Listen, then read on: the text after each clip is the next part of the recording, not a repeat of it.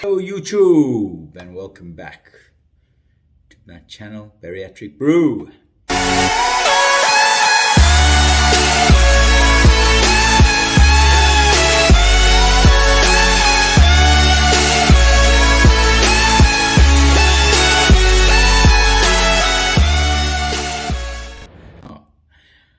Sure, what a week it's been. Yes.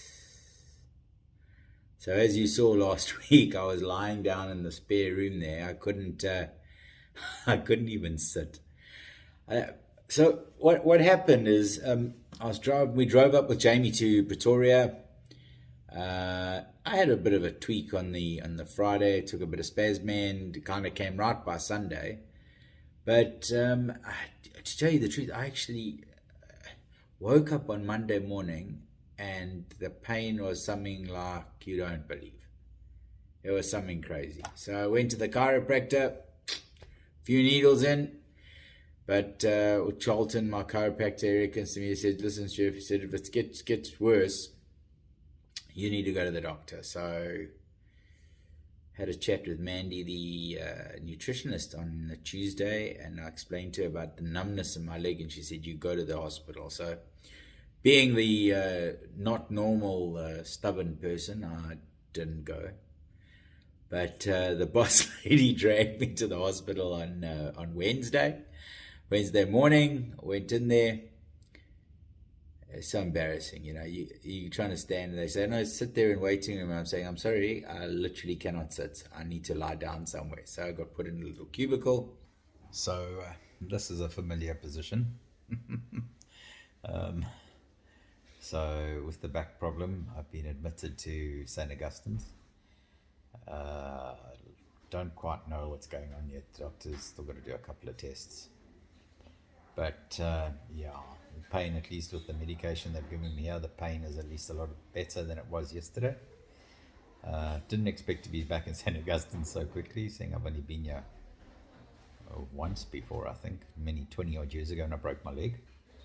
So yeah, nurses and stuff have been great. Doctors have been great. And lo and behold, Dr. McEwen comes along, who was the cameraman for my bariatric surgery. So we caught up a bit.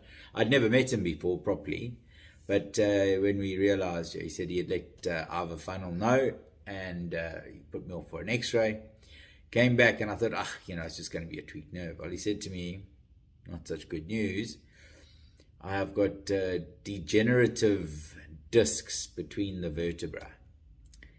And in order for them to see the sort of the real sort of damage or what the real problems were, I'd have to go for an MRI.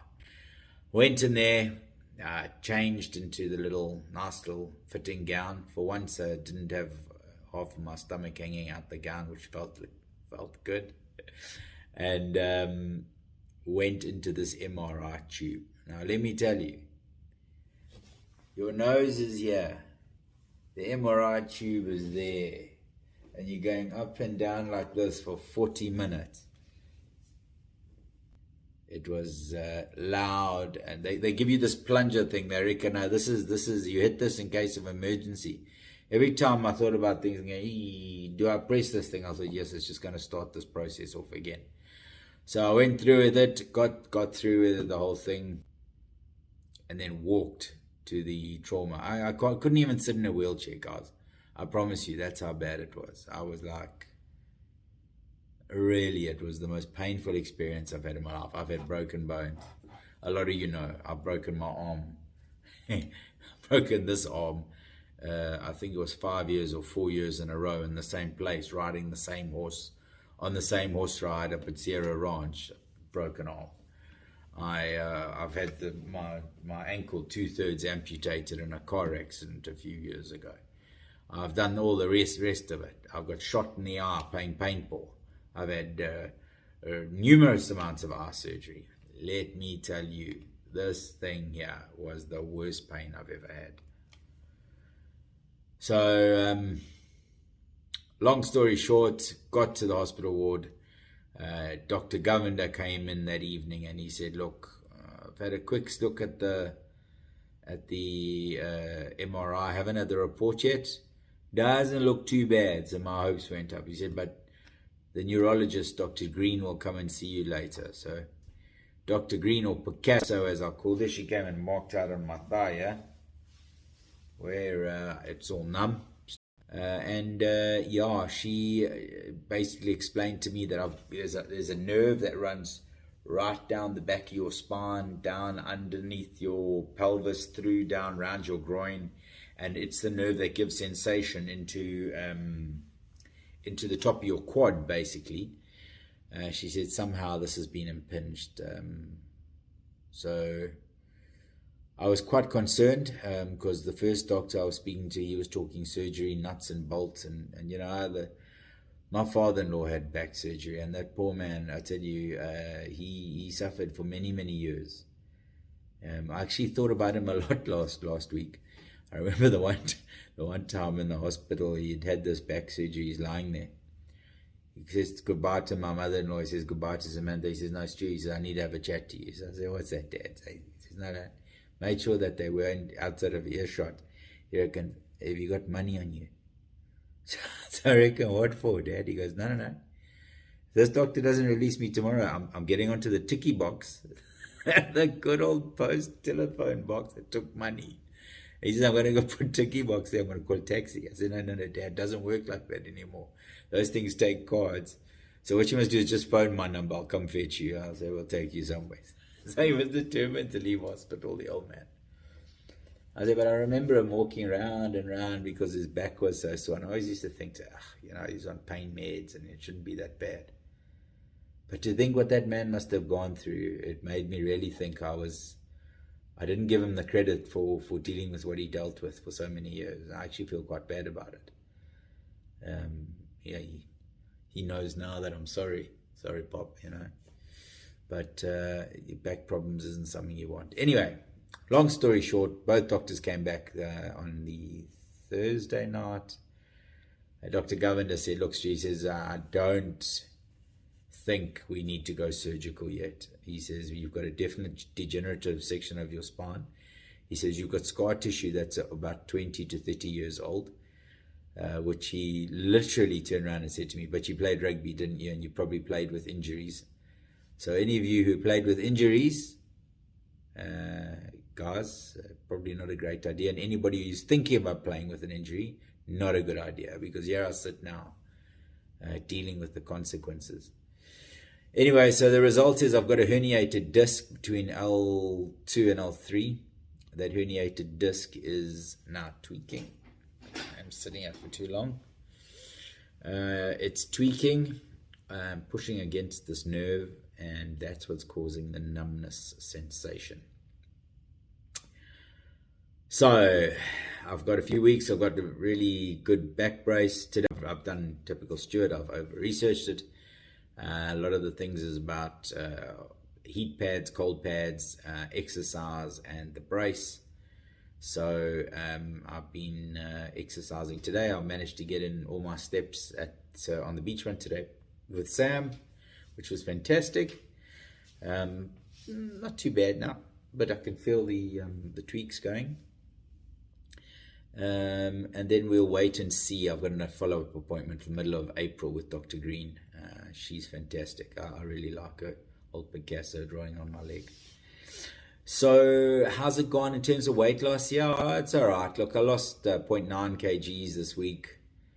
I couldn't do any exercise. I've got all the excuses under the sun. The reality is I only lost 0.9.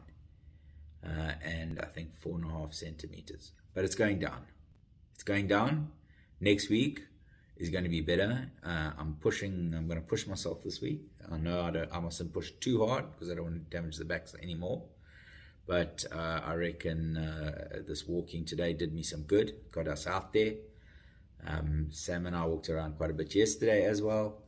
And time for it to now kick in, and even if I've got to wear the back brace, I'm going to start a cycling routine probably from Wednesday.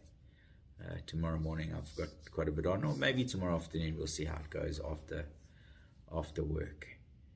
But yeah, once again I've had a lot of questions from everyone. Jordan and I did a Q and answer sort of session a few weeks ago where we had like 20 questions, and we're trying to get through 3 or 4 every week on a Wednesday. But I think we might re-record some of those because there's so many new questions coming in and interesting questions. People from Pretoria are asking, people from Cape Town are asking. The reality is, guys, as I've said before, I am certainly no expert. What I've learned is through research on YouTube and on the internet, on Insta. I'm picking up a lot of new friends on Insta. It is fantastic. The majority, though, and this is also interesting. I would really like to know if there's somewhere we can find out the breakdown between male and female bariatric surgery cases in, say, a year, or let's say 5 years. Because the amount of people that are on Instagram and all the rest of it, sort of celebrating their successes, sharing information, sharing recipes, sharing, anything that they really think of, and being body proud, which is fantastic. Doesn't matter who they are, what they look like. If we've got flabby skin, we've got flabby skin. People are body proud, which is absolutely awesome. It's really interesting. We shouldn't be ashamed of this.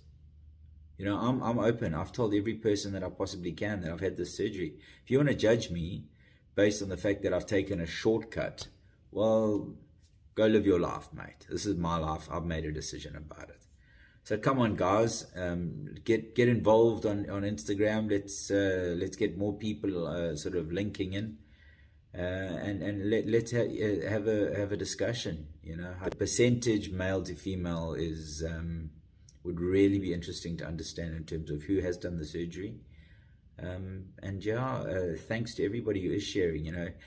Ladies that are jumping up that have lost literally hundreds of pounds, that are going for their plastic surgery and stuff. I'm not ashamed to show it. It is absolutely fantastic.